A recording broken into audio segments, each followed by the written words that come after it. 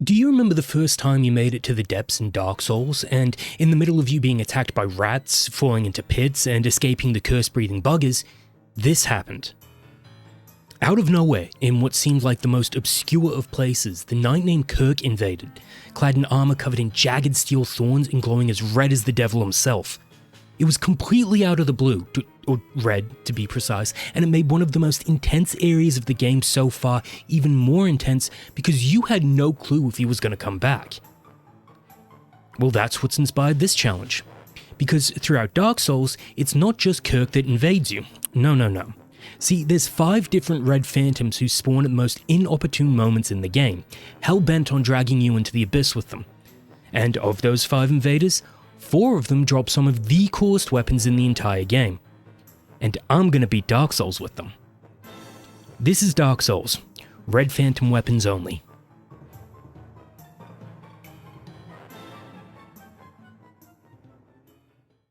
Here are the rules. I must beat all 22 main game bosses and all 4 DLC bosses with only weapons dropped from these red phantoms. Sounds easy, right? Well, to make it a little harder, I've added a caveat. Since there are potentially 5 weapons that I can acquire, I will only be able to use each one 5 times.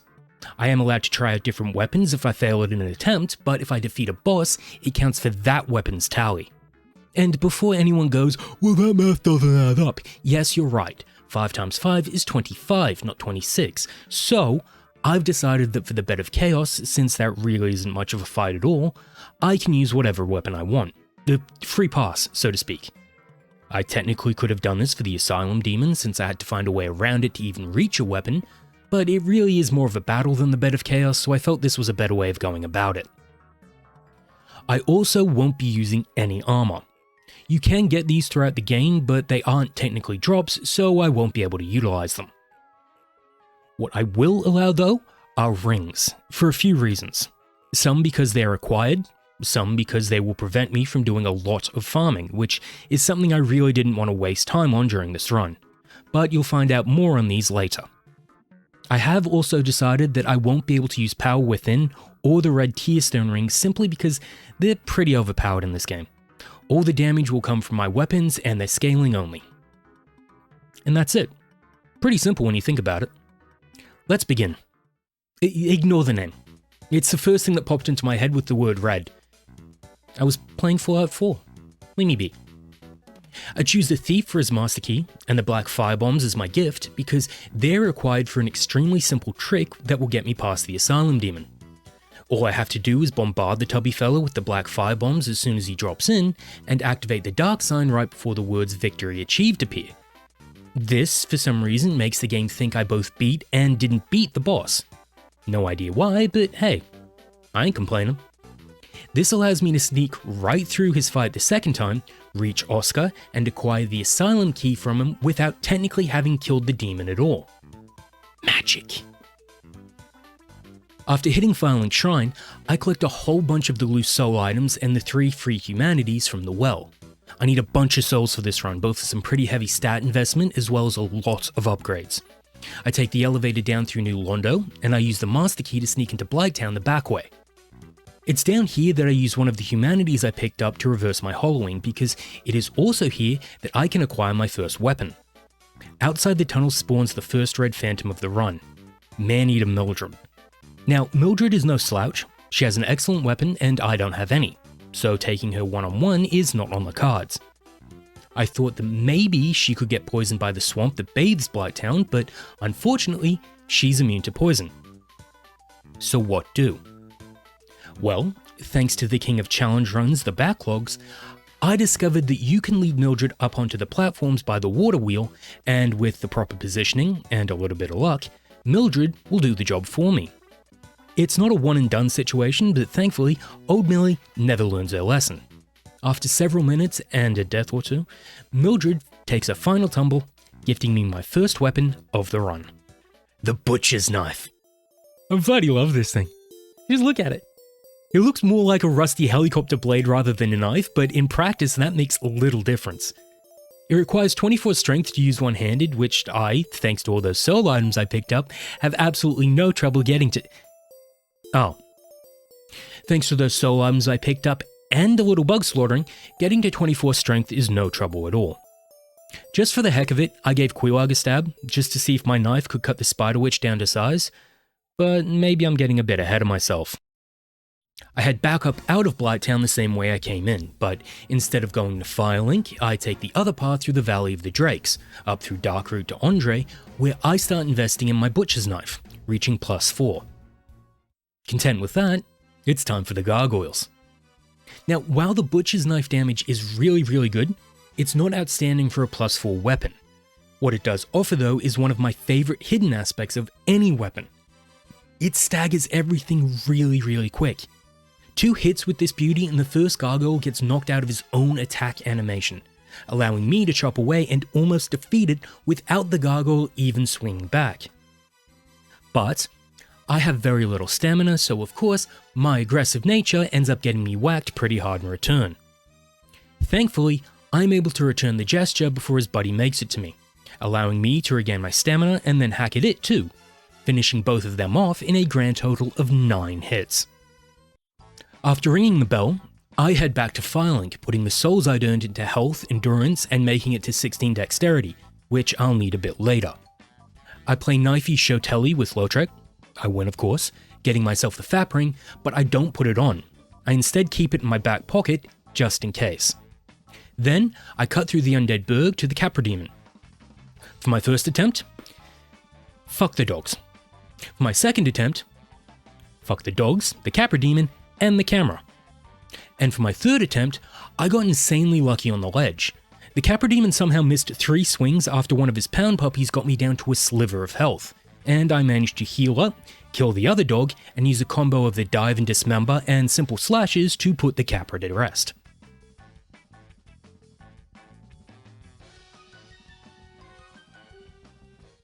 Down in the depths, I nab myself the large ember, and after clearing out as many rats as I can, meet up with the second red phantom of the run, Kirk. Now, Kirk is one of the coolest characters in all of Dark Souls. I have no idea what he has to do with the plot, but his armor is all spiky and stuff, so he rocks. He gets stunned easily in only 1 hit, but he still manages to proc bleed on me because I tried to stunt on him, as the kids say.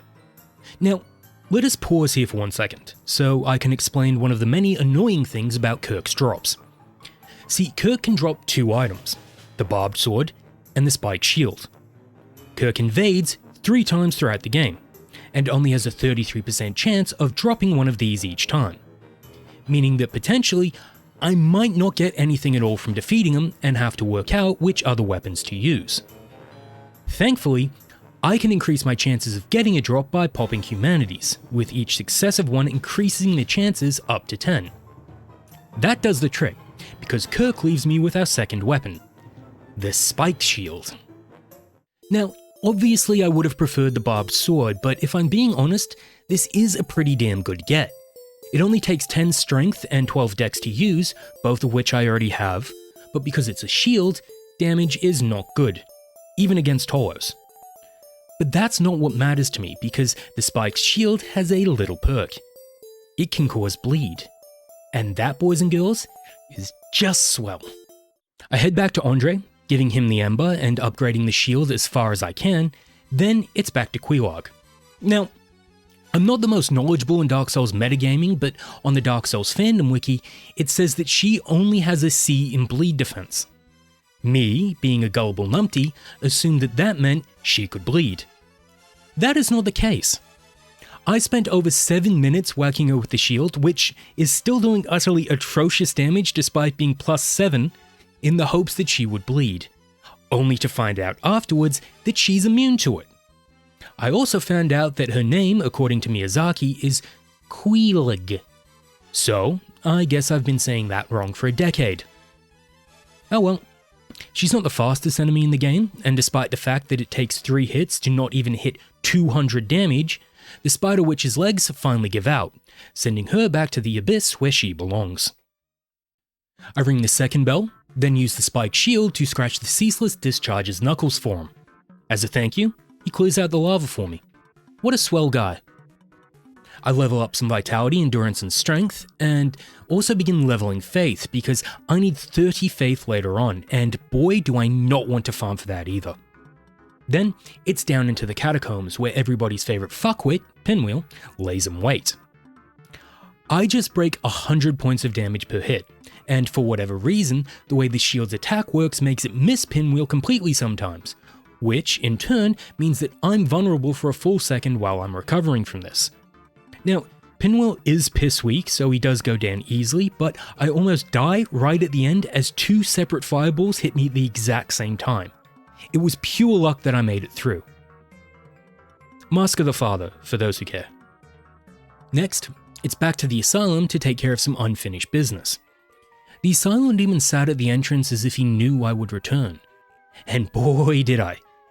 The spiked shield actually does good damage here, only taking 5 hits, one of which causes bleed to proc, to finish the demon off once and for all. I grab the peculiar doll, and then it's back the way I came to head into Sen's fortress. In the fortress, at the bottom of the giant boulder's track, sits the next item I can make use of.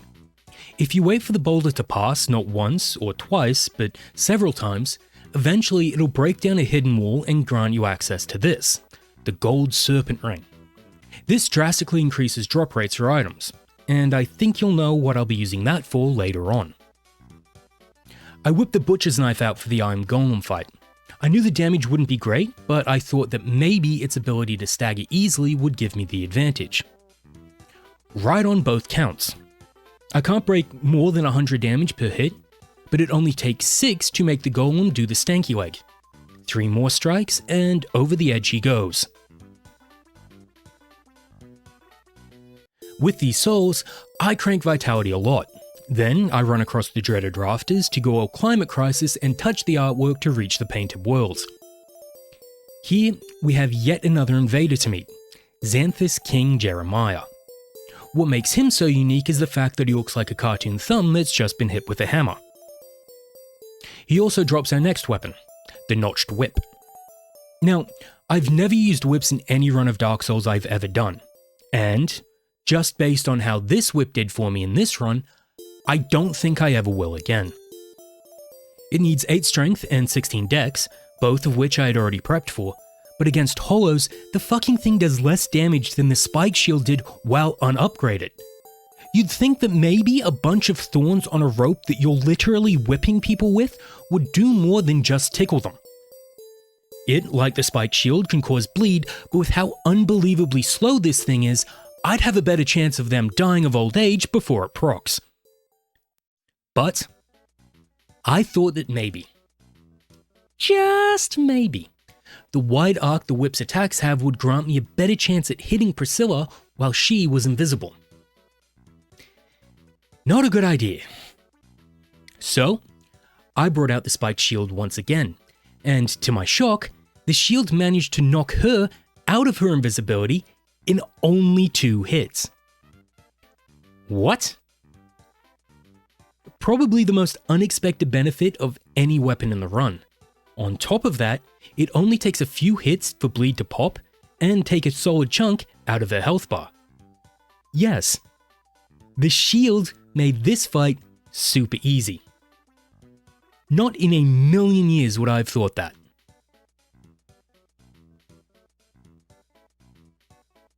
On the way out though, I pick up Jeremiah's gear, which, while I can't use, I put on just for this cutscene, because it's funny. I make it past the archers to the giant blacksmith, upgrading the whip in the hopes that I can squeeze out some actual damage later on, then out comes the butcher's knife once more for Ornstein and Fatty. I'm at +5 with this thing and it's not even doing 100 damage. Magical. It can be done, but I have very little confidence in myself, so for now, it's time to farm. The giants around the first Enalonda bonfire offer decent souls, and after a while, I have enough to upgrade my knife to +7. This helps a bit. I'm now hitting 140 with the knife against Ornstein, which I can work with, but I still have no armor, so any hit from either of them means I take a lot of damage. Thankfully, Ornstein is staggered so easily that if I can separate him from his platonic life partner, I can get a lot of damage in myself. After only a few attempts, I make it to the second phase, which, as to be expected, is much easier. Super Smough takes almost double the damage that regular Ornstein does, gets stunned just as fast, and despite his annoying Banzai drop almost wiping out my health bar every time he does it, he eventually drops like a stone. An incredibly big, incredibly heavy stone.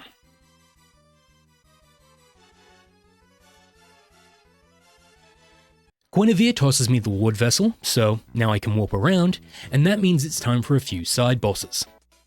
For the Taurus Demon, I bring out the Notched Whip, and unsurprisingly, the damage is still only okay. Thankfully, being an early game boss, he's not that much of an issue to take down, though it still takes nearly the entire fight for the bleed effect to actually pop. I give Havel his piece because the equip load boost his ring offers is something I know I'll need in only a little while, then I place the Lord Vessel. Down into the Demon Ruins, I put on the Gold Serpent Ring, because here, Kirk returns as I traverse the long pathway into Hell. The fight goes more or less the same as the first encounter, but with me stunning him much easier than before and him not being able to get a swing off.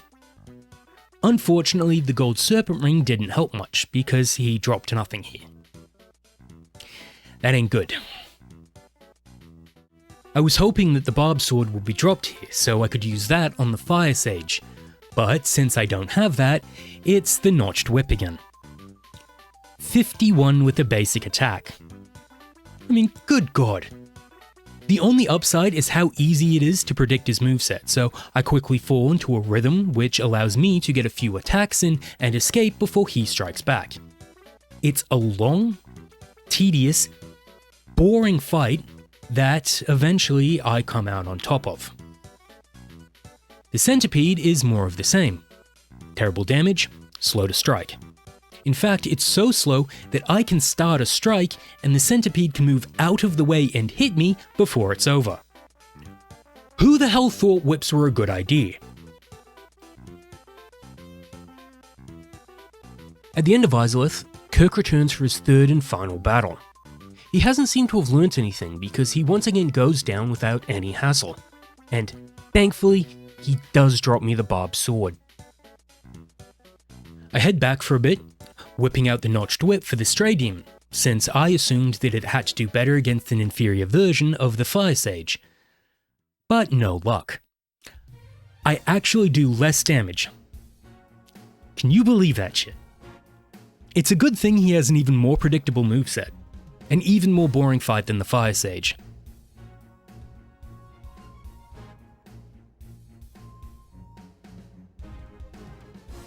I don't know why I didn't beat the Bed of Chaos earlier, but since it's a free pass, I chose the whip here for no other reason than to make the bloody thing feel useful. Thank God I'm almost done with it. Down into the catacombs again, I nab the Seance Ring to reach Gwendolyn, and I progress along until I reach the fourth invader, Leroy. I somehow get 2 consecutive backstabs on him, so he goes down quick and drops me 2 of my favourite pieces of gear in the entire game. This is Grant.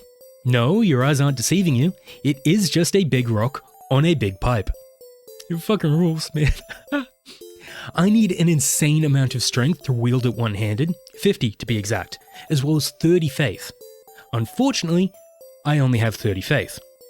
What some bad math taught me though is that to two-hand it, I only need 34 strength, so that's how I'll be using it for the rest of the run. I also can't quick roll with it, even if I'm wearing nothing else, so yeah. Time for more side bosses, and for the Moonlight Butterfly, I choose to use the Barbed Sword. Since the butterfly can't bleed, I have to rely solely on the sword's standard damage, but at this point in the game, literally anything would tear through it. Except maybe the Notched Whip. Fuck the Notched Whip. 2 rotations and the butterfly goes bye-bye. Gwendolyn is also no trouble. Barbed sword, just like the butterfly. I die once simply because I don't understand how the pillars work, and Gwendolyn himself is a little antsy here, spamming 6 or 7 attacks every chance he gets. But I managed to wear him down after several long, tedious minutes. Another boss done. Next is everyone's favourite floofball, Sif. This is a great example of how good the barbed sword can be because even though each singular strike does relatively shit damage, Its excellent moveset allows you to cause massive damage in only a few seconds. In fact, the only trouble I had with this fight was my lack of stamina, which ran out very quickly and left me open for Seath to slash me. Still, no trouble. Seath goes down first try.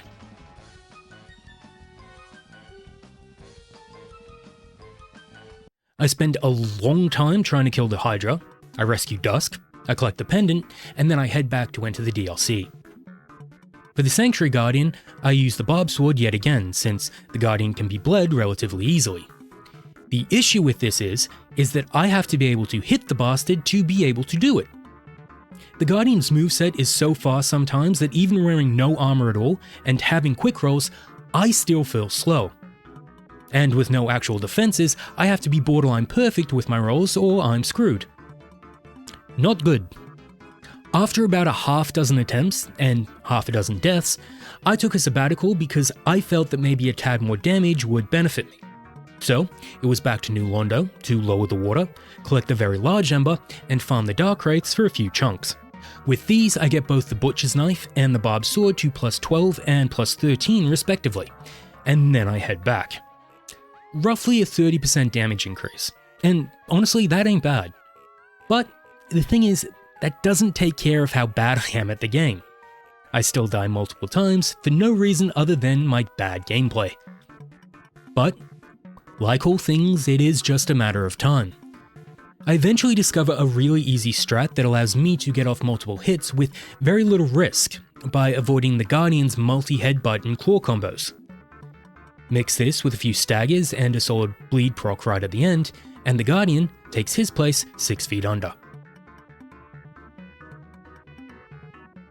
I realized that I hadn't yet killed the Gaping Dragon, so for the Notched Whip's last hurrah, I warped back to the depths to tan its hide.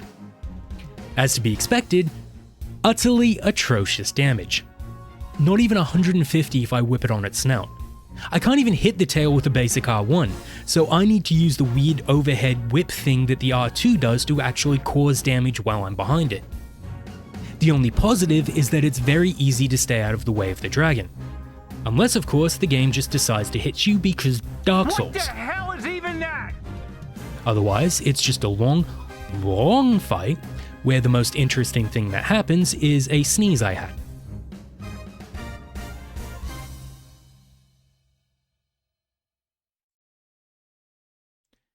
I clear out the Duke's archives, and then I let Seath kill me for the Fuck you, Dark Souls. So I go back to Firelink, I buy a Purging Stone, I use the Purging Stone, and then I head back to make Seath pay. This is the first time I use Grant, and boy was I excited. High physical damage, high magic damage. Oh, wait a second. Seath is resistant to magic damage. Shit. Oh, actually, you know what? That's pretty good. Anyways, after cracking Seath's crystal belly, Fuck you, Dark Souls.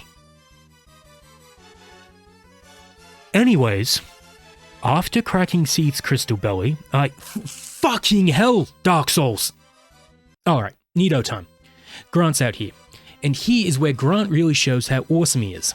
Each hit does divine damage, which, in case you don't know, permanently kills the Skelly Bones and leaves you in a one-on-one with Nito. I hit nearly 1,000 damage with every 2-piece combo, and it cracks Nito's bones like chalk, sending the Gravelord to his grave once and for all.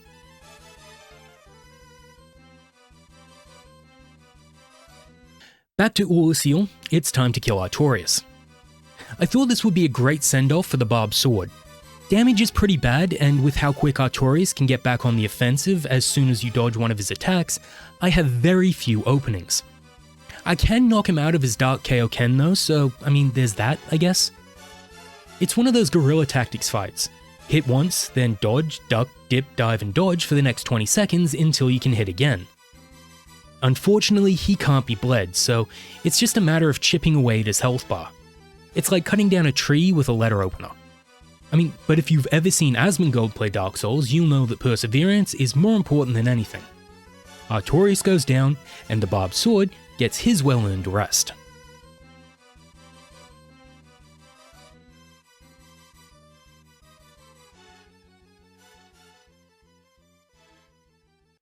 With only a handful of bosses to go, I head into Ursil.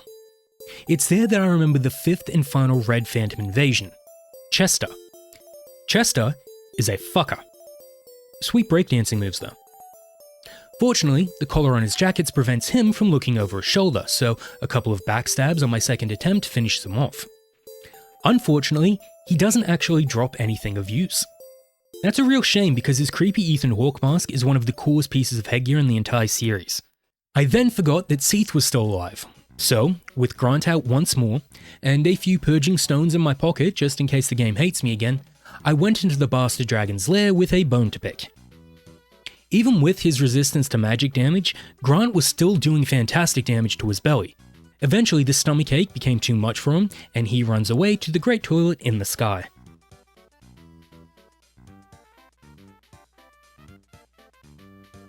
Back in Ursil, I get my good buddy Go to fell the great beast Calamite. Then I head down to his arena with Grant. The Black Dragon's absurd resistance to absolutely everything I can throw at it, and his unbearably bad hitboxes blend together in what is by far the most infuriating fight of the entire run. I had to put on the Fap Ring here because that, in combination with Havel's Ring, actually allows me to quick roll.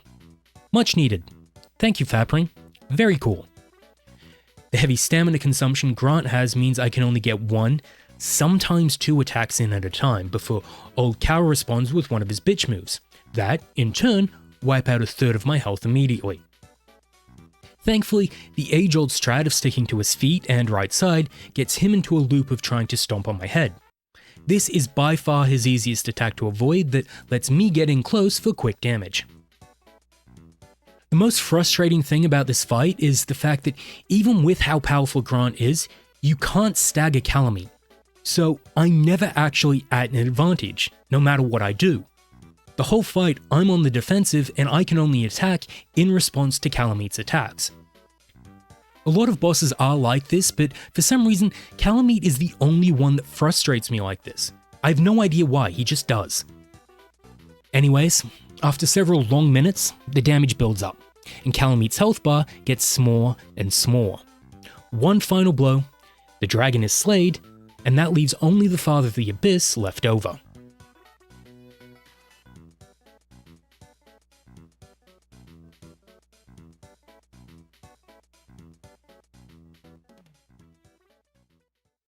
I nabbed myself the silver pendant for no reason other than I don't usually use it, then went about whacking Manus in the knuckles every time he tried to bitch slap me. This is a great time to bring up one of Grant's lesser known moves. See, every time you do a rolling attack, Grant is turned into a pool cue, and it cracks whatever I hit with the pointy end of the hammer. Why this is a great attack is that it has a far shorter windup than any of the other attacks, as well as, and this might just be me, but I genuinely think that it causes a small stagger every time I hit Manus with it. The silver pendant more or less makes his magic useless, and that allows me to avoid every one of his dark bead bullshit attacks without needing to panic roll or immediately sprint into Manus' range. And this fact alone makes Manus so much easier than his standing would make you think. I killed the fucker once and for all, and I finished Artorias' job for him. You're welcome, Artorias.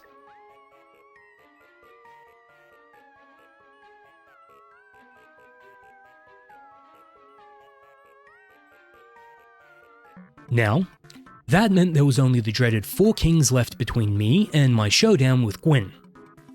I had to drop the Fap Ring to make use of the Covenant of Artorias, but Manus' souls give to be enough endurance that I can quick roll with Grant anyway, so it's no big loss. What is a big loss though is the lack of armor, which I thought would make the fight much harder to take control of. My damage is outstanding, hitting nearly 500 with a basic R1 attack, but as everybody knows, all the 4 kings are is a battle of who can damage who faster.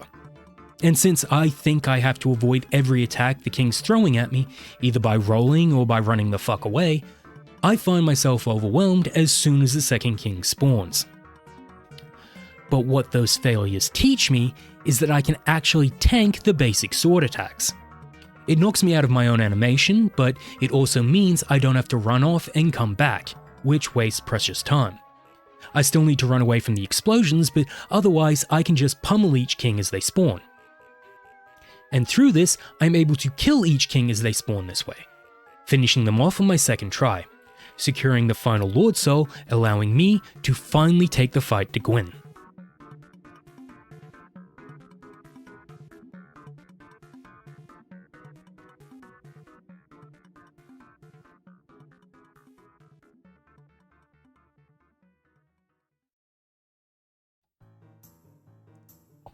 And as for Gwyn, I brought back Old Faithful, the Butcher's Knife. I do a tad more farming just to max it out, I offer the Lord Souls, and then it's time for the finale. Now, I could have parried Gwyn, but I thought that'd be too easy. Instead, I chose to just cut him up. What's great about the Butcher's Knife is how easy it staggers Gwyn, almost always doing it in 2 to 3 hits like clockwork.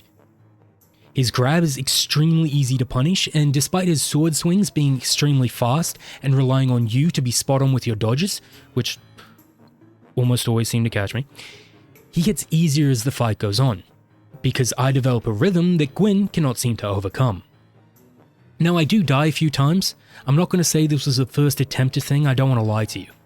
But with this gorgeous hunk of metal that I wield, I genuinely feel that this was the easiest possible Gwyn fight I could have done. Even Grant would have not done Gwyn in like this. It's so easy to stagger him and get consistent damage that Gwyn feels less like a final boss and more like a mid-game one.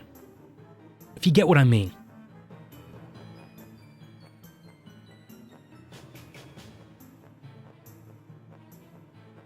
And that's that. Dark Souls with only weapons dropped from Red Phantoms. I hope you had as much fun watching this as I had doing it, because this was by far one of the most satisfying runs of Dark Souls I had ever done. Thanks again. Till next time. Bye bye.